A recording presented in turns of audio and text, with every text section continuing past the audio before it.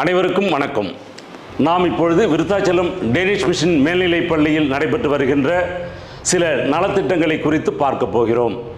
குறிப்பாக 2017ஆம் ஆண்டு நான் இப்பள்ளியின் தலைமை ஆசிரியராக பொறுப்பேற்ற நாளிலிருந்து நிர்வாகத்தினுடைய வழிகாட்டுதலோடும் அவ்வப்பொழுது இருந்த தாளாளர்களுடைய வழிகாட்டுதலோடும் எம்எல்ஏனுடைய திட்டத்தின் மூலமாகவும் முன்னாள் மாணவர்களுடைய உதவியோடும் ஆசிரியர்கள் மற்றும் நன்கொடையாளர்களுடைய பங்களிப்பினாலும் பல்வேறு நலத்திட்டங்கள் நடைபெற்றன.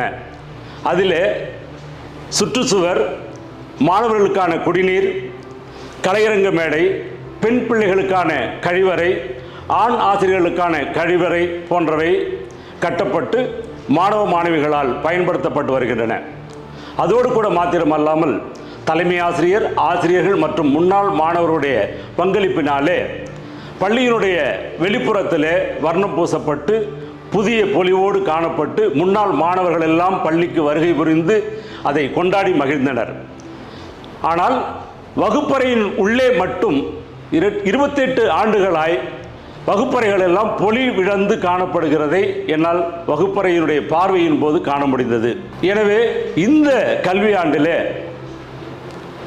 முன்னாள் மாணவர்கள் மற்றும் நன்கொடையாளர்கள் யாருடைய உதவியும் இன்றி வகுப்பாசிரியர்கள் மற்றும் மாணவ மாணவிகள் மட்டும் பங்கு பெறுகின்ற ஒரு திட்டத்தை நாம் செயல்படுத்தலாம் என்று யோசித்து நமக்கு நாமே திட்டம் என்கின்ற ஒன்றை திட்டமிட்டு அதை ஆசிரியர்கள் மத்தியிலே பேசினேன்.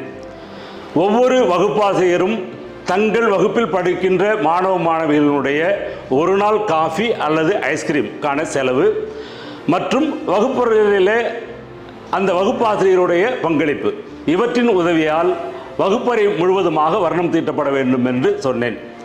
ஆரம்பத்தில் சற்று தோய்வாய் துவங்கிய பணியானது 28/2/2025 நிறைவடைந்து பள்ளி விழாக்கோலம் பூண்டு 28 ஆண்டுகளுக்கு முன்னால் நான் இப்பள்ளியிலே ஆசிரியராய் பணியாற்றிய காலத்தில் பள்ளியினுடைய திறப்பு விழாவில் காண முடியாத ஒரு மகிழ்ச்சியை வகுப்பாசிரியர்களும் மாணவர்களும் இணைந்து கொண்டாடியதை நான் பார்த்தேன். ஒவ்வொரு வகுப்பில் பயிலுகின்ற மாணவ மாணவிகளும் தாங்களாகவே முன்வந்து வகுப்பறையை தூய்மைப்படுத்தி வர்ணம் பூசி தங்கள் வீட்டினுடைய கிரகப்பிரவேசத்திற்கு எப்படி ஆயத்தப்படுவார்களோ அப்படியாய் வகுப்பாசிரியர்களும் மாணவ மாணவிகளும் உற்சாகமாய் வகுப்பறையை வர்ணம் தீட்டி மகிழ்ந்து கொண்டாடி ரிப்பன் வெட்டி ஜெபித்து புதிய வீட்டினுடைய திறப்பு விழாவை போல அதை கொண்டாடியதை நாம் இப்பொழுது பார்ப்போம்.